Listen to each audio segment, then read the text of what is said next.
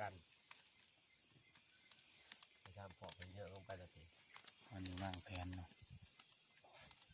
โอ้ยออกค่ะสวัสดีพี่น้องวันนี้ไปหากินตะปลาเนาะไปหากินในป่าข้าวหน้าตัวเรืออุ้ย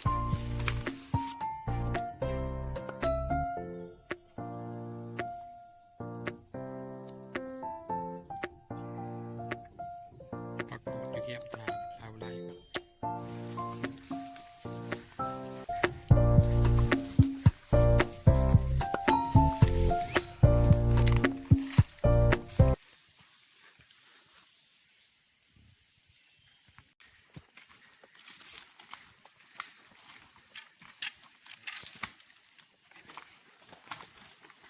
ไก่ปลาไก่ปลา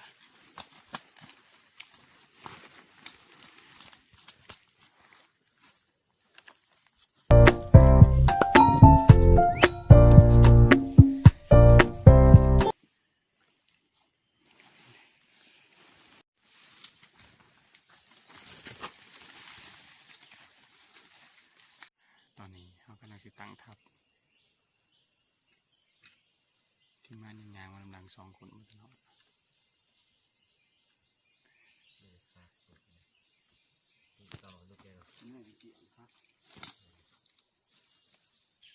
เอ้าสวัสดีโอ้ย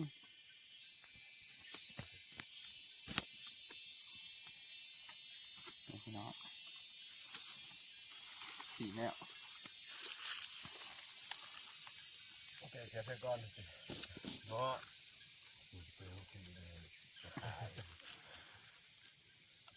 เดี๋ยวเนาะแนวทั้ง16 คนสีแทงเลี้ยงกบขัวเนาะท่านบ่เห็ดบ่หาเนี่ยนี่กับบ่มีแนวกินบ่มันบ่คืออยู่ในเมืองอยู่วันนอกของหน้านี้มีแต่ว่ามาปลาเก็บผักเก็บเห็ดหางเหี่ยวกินง่ายเลยคนมา3 คน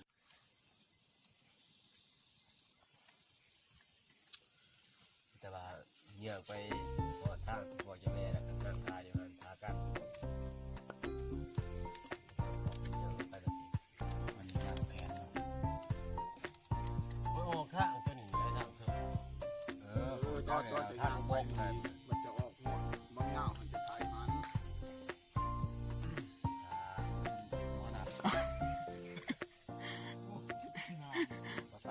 หัวเดียวมันเกาะมันลง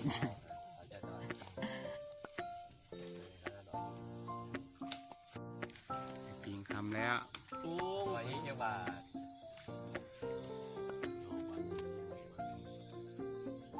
พี่พอไปหากิน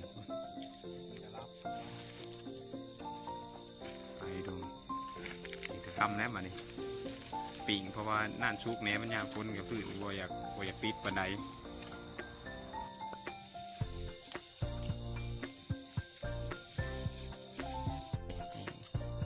ปิงแก้วเนาะปิงสดน้ำก็ได้กินเขาได้กับปิงสดน้ำกินเขากับปิงไก่สดน้ำเนาะเพียงทอดไก่เนาะปิงสดน้ำเขาคำ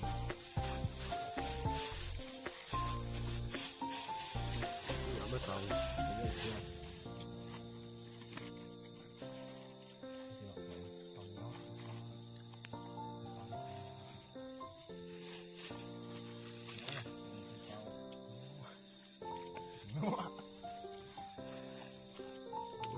แก่ด้วยเอาไปแล้วเนาะที่เป็นแล้วเนาะใช่ไปชงเรื่องว่า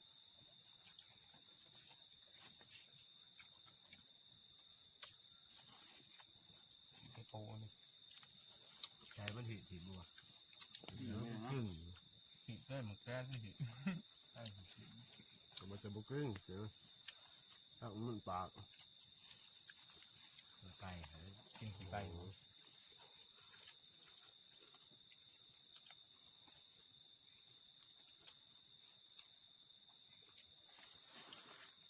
เขาเลย7:30แล้วเด้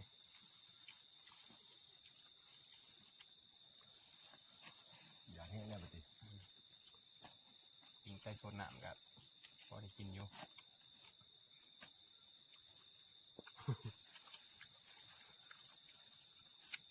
นี่มันโตอะไร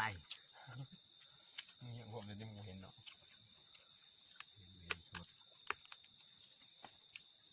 เดี๋ยวก็ขาแล้วปุ๊จังเขาว่าหงองงอกับมึงดุอีด่าเขาพวกนี้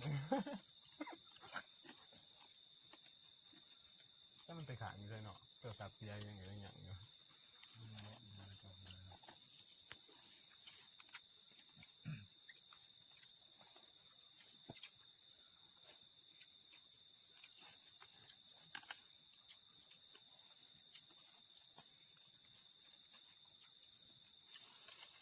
มากับพวกเป็นยายยังตัดเลย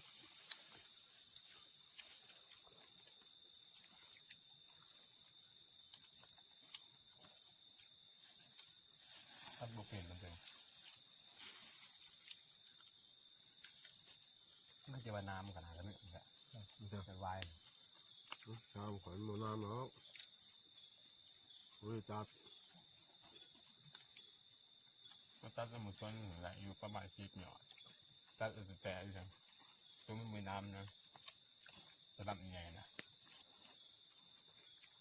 ไม่ได้ถาม เจอ มาทีมงานไอ้นวลก็โดนผลบายอีตั้งเนี่ยนะอาจารย์ตอนมาลงถัง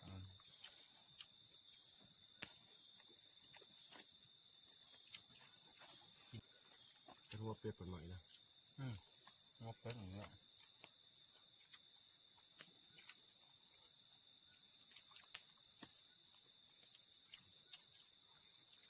เพราะว่ากินชาบุรีไม่ได้อาหาร มี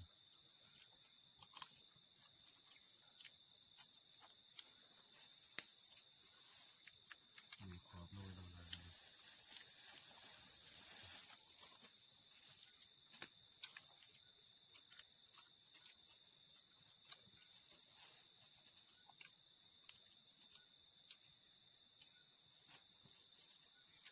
เขาอยู่ปลาอยู่นะอยู่กินปลาอยู่ปลาอยู่หลงแซ่บเนาะ ก็แก้วยังเสียแข่งเหนียงมาหายา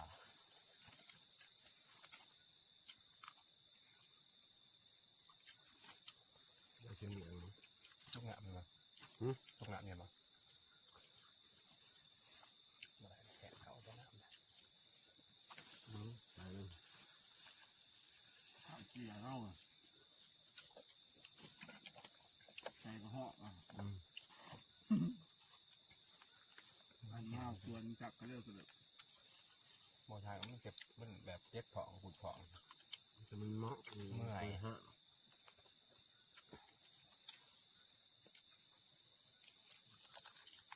คือเบื่อมันก็เบื่อกันเบื่อมันก็เบื่อ